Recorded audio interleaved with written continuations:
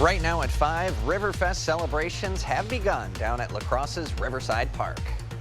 You're watching WKBT La Crosse. This is News 8 Now at 5. Good evening, everyone, and thanks for joining us for News 8 Now at 5. I'm Ken Kozarowski. The 40th year of a La Crosse tradition kicks off today at Riverside Park.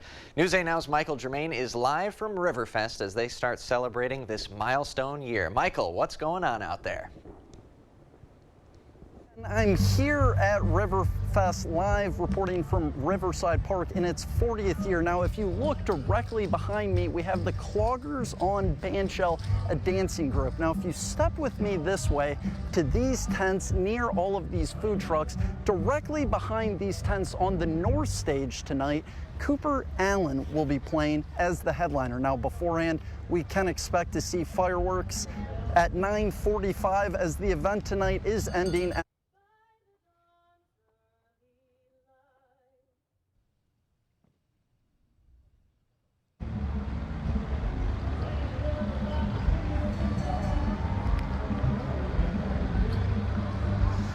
Directly behind me is where Cooper is going to be performing. Cooper Alan, excuse me. He's the headline for tonight, and beforehand we're going to have fireworks starting at 9:45. Families and everyone here have gathered. They're getting food. The weather is beautiful, so come on out, enjoy some live music, some dancers, along with bring your kids to enjoy some festivals for them as well. Ken, back to you. Everyone hear me?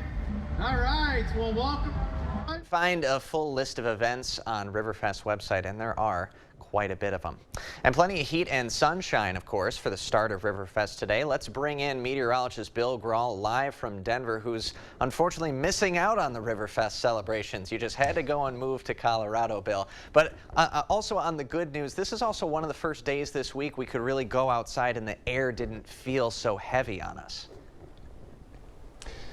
Yeah, that's right, Ken. A little bit cleaner air, and you probably felt that and noticed that. A little bluer sky, but we've had some passing clouds as well. I was thinking that too, though. First Riverfest I'm going to miss in about 25 years, so that's kind of a bummer. But I'll be thinking of you all enjoying your festing from afar. All right, let's take a look at those temperatures today. Topping out well into the 80s, 88 in Eau Claire, 86 in Winona. I can update that 87 to an official high of 88 out at the La Crosse Airport, 84 in Viroqua, and 83 for you folks in Prairie du Chien. Some passing clouds right now, but that's actually making for a pretty comfortable evening if you're going to head down to Riverfest and Riverside Park. Might want that umbrella just in case, but these rain chances, like the past several days, have been spotty at best. But there is an isolated shower chance, especially in southern portions of the viewing area. You can see the best rain chances right now between Mason City and Prairie du Chien. Current temperatures still pretty toasty, 86 in Eau Claire, 85 in La Crosse and Sparta, 84 in Prairie du Chien. Lows tonight around 66, that small chance for a shower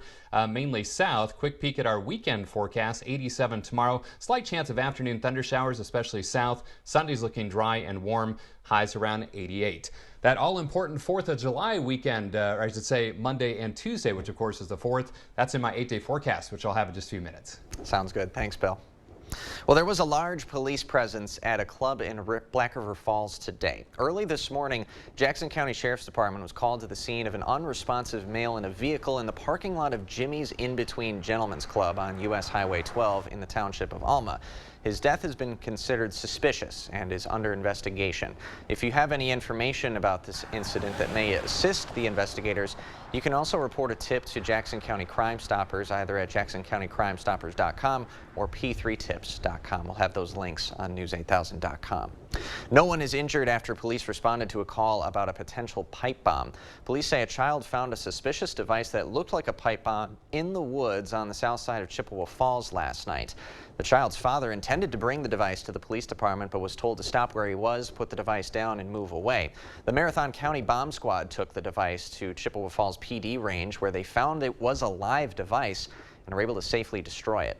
Officials are unaware how long the pipe bomb had been in the woods. That investigation also still ongoing. After almost 90 years, Wisconsin is honoring a fallen soldier. Governor Evers signed an executive order for flags to be flown at half-staff today to honor Private First Class Clinton P. Kolaski. Kolaski died during World War II while conducting combat patrol. His remains were finally identified back in September thanks to advancements in technology. Today, Kolaski will be laid to rest just south of Madison in Beloit. The fate of the next two-year state budget lies in the governor's hands. The $99 billion budget plan has passed both chambers of the legislature on nearly party-line votes. The budget includes a $3.5 billion income tax cut across the board that Republicans support and Democrats argue doesn't do enough for the middle class.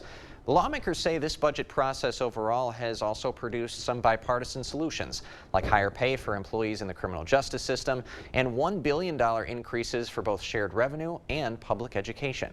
We've come up with some compromises, and in some areas we haven't. So, and some things we're still working on. I do think there have been productive conversations, and by and large, that is evident by the fact that we got a historic shared revenue deal done. We have a historic investment in K-12 education.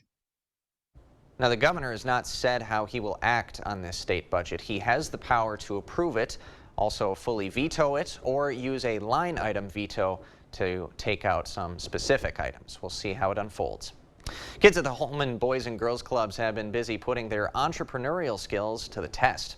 Junior Achievement held its third annual food truck event this week. Students spent the week learning how to prepare different food and drink items. They also make a shopping list, keeping in mind the different costs of ingredients and product selling prices so they can make a profit. While students receive guidance from local food truck operators, the young entrepreneurs are responsible for developing every aspect of their business. They actually create the design, the logo, their slogan, and then they come up with what their menu is going to be, but they have to figure out their pricing and all the other aspects with it too.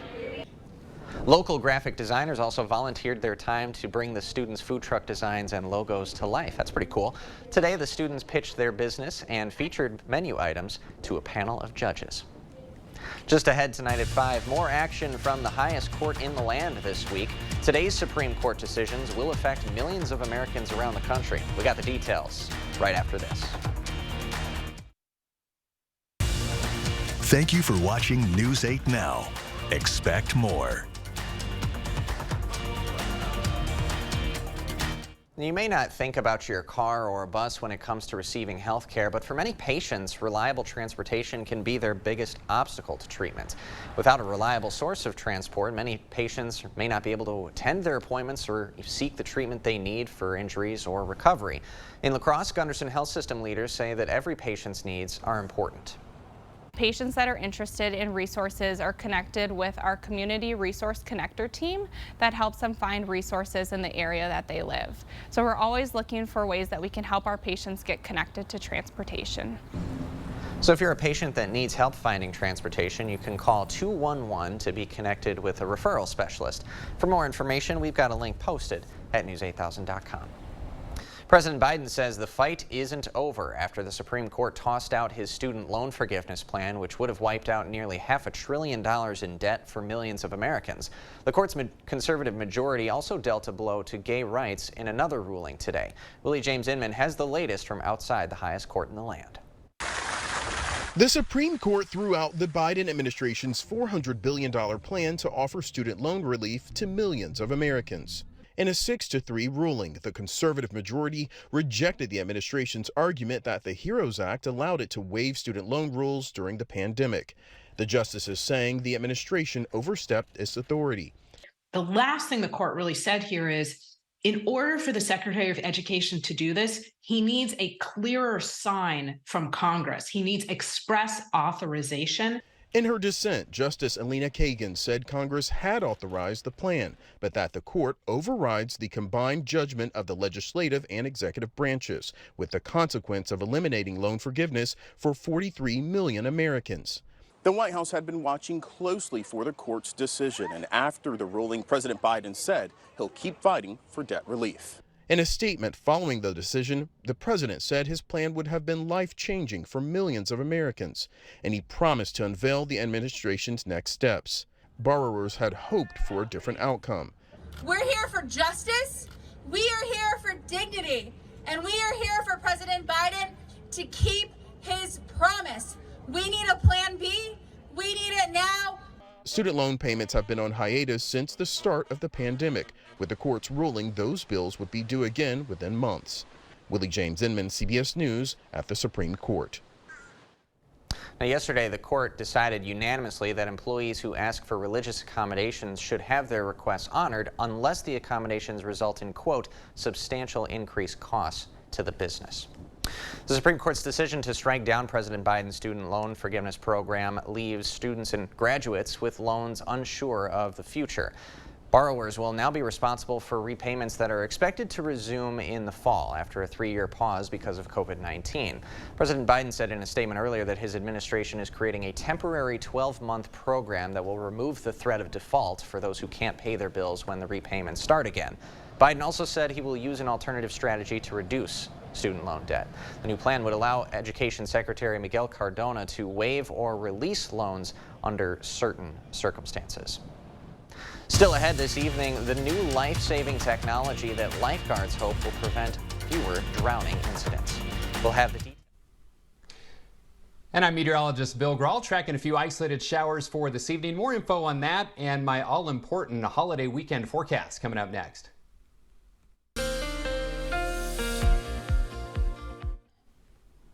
Welcome back, everyone. A happy Friday to you. Let's get right to that all-important holiday forecast as we head into the holiday weekend. Let's start with that allergy report. And low symptoms today and tomorrow for grass and weed pollen. Medium symptoms both days for mold spores. Allergy Associates tells me that cattail and nettle were the main weed pollens in the latest air sample. Just some passing clouds right now, kind of a mix of sun and clouds through the day. The air was cleaner today, so no air quality alerts in play for a change. 88 was the high. That's pretty close to average. Average high is 85. 148 the records. No rainfall again. And we are 2.68 inches below average for the month of June. And we've only got, well, a few hours left in the month. 85 degrees with a partly sunny sky. Winds out of the southwest at 11. The Mississippi rising right near 5 feet here in La Crosse. 86 for you folks in Eau Claire, with a partly cloudy sky. Current temperatures pretty seasonable across the upper Midwest. Some 90s down towards St. Louis and Kansas City, but locally 86 in Eau Claire and Black River Falls, 85 in Sparta, and here in La Crosse 83 in Viroqua, and 81 in Decorah. Dew point's kind of interesting tonight. Notice some 50s in Eau Claire and Black River Falls, so very comfortable for you folks. 61 here in La Crosse, a little bit of humidity, but look at Decorah, 70-degree dew point down there, so you are quite a bit more humid than the rest of us. Just a little sticky here in La Crosse with that dew point of 61. Winds out of the west-northwest at about 5 to 15 miles per hour.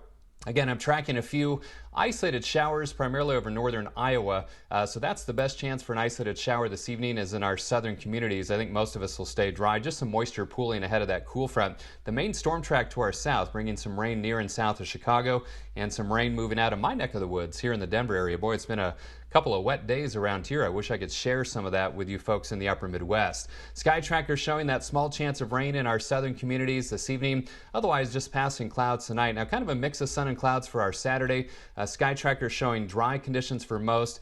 Can't fully rule out a slight chance for an afternoon shower or thunderstorm in our southern communities, but it's a 2, maybe 3 in 10 chance at best. And Sunday's looking good with plenty of sunshine and pretty warm temperatures. Speaking of warm temps tomorrow, right around 86 or 87 degrees in the La Crosse area. That's pretty close to average for this time of year. Probably low to mid 80s far south. Clouds a little thicker there, and that's where the best rain chances are, although slight. And then a little bit warmer as we head to the north, between about 85 and maybe 87, even 88 degrees. So my forecast for tonight, passing clouds, small chance for a few showers south primarily. 87 tomorrow, mix of sun and clouds. Again, a slight chance for an afternoon thunder shower, primarily south. Sunday, 88 and dry, 93, so pretty toasty on Monday. 4th of July, slight chance of showers and thunderstorms. We'll have to watch that. Highs around 90 degrees. Still a better chance of storms Tuesday night and into Wednesday. And then a little bit cooler Thursday, 78, back in the 80s later next week. But again, we'll be monitoring that 4th of July forecast for the next several days to make sure the rain stays away from all of our festivities. All right, sounds good. Thank you, Bill. Well, following several drowning incidents in Racine, Wisconsin during 2021, city officials there are hoping to protect more lives. And they have new technology that they say is going to help them do it. Megan Marshall has the story. We all know and love Lake Michigan. The water is meant to be fun, but it can also be quite dangerous. There's not really any end to what this lake can do. Philip Kiley knows firsthand how dangerous the lake can be. He's been with the Racine Lifeguard program for 18 years. Anytime that there is a loss of life, even if it's after hours, after our working hours, we take, we feel it personally. Which is why he's looking forward to having more resources at his disposal to keep the beach safe. As a lifeguard, he will be able to use the Emily device. It's a remote control flotation device that moves at much faster speeds than a lifeguard could. Racine County Sheriff Lieutenant Michael Lewell says these tools decrease response times, which means more lives saved. And we have to be able to deploy tools very quickly. That's why the Emily is such an important piece of equipment. It can be run out to the water, you grab the remote, and you could see that the victim was reached within less than a minute. Time is precious when it comes to someone drowning. Saving lives is what these men and women do, so having extra tools to help means a lot. It's about being able to help my community and be there to help someone when they're in dire need. By using technology to make the rough waters of Lake Michigan safer for the community to enjoy.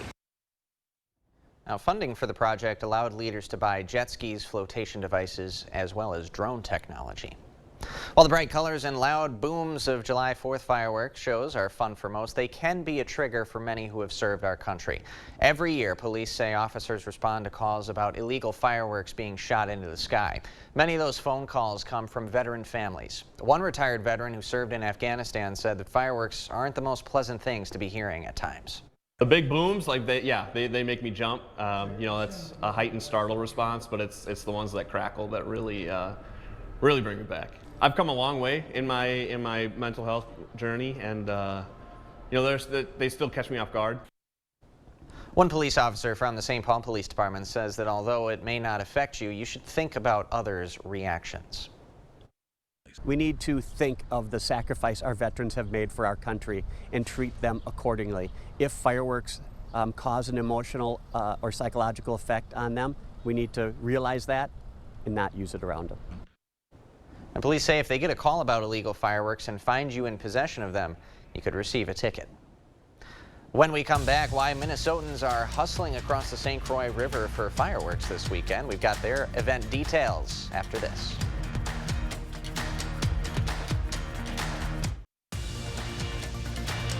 You expect more, so thank you for watching News 8 Now.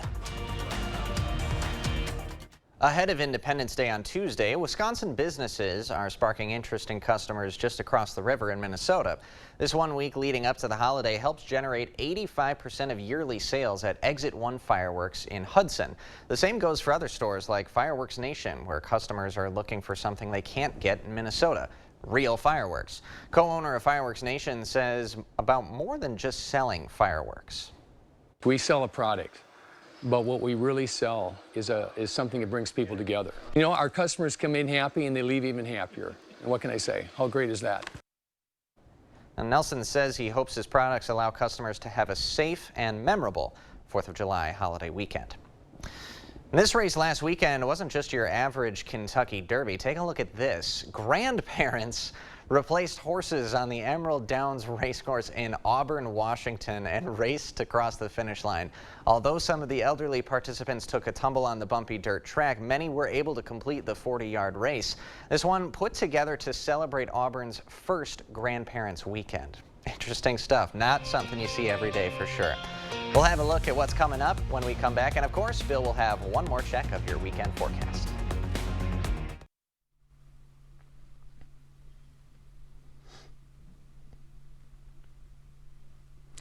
Again, a few isolated showers in far southern portions of the Union area. That's a slim chance for tonight, otherwise passing clouds for the rest of us, a low of 66 degrees. Small chance for a shower tomorrow afternoon, mainly south, 87. 88 on Sunday, hot on Monday, 93. Slight chance of storms on the 4th, highs around 90 degrees. Thanks for joining us tonight at 5. Have a great weekend.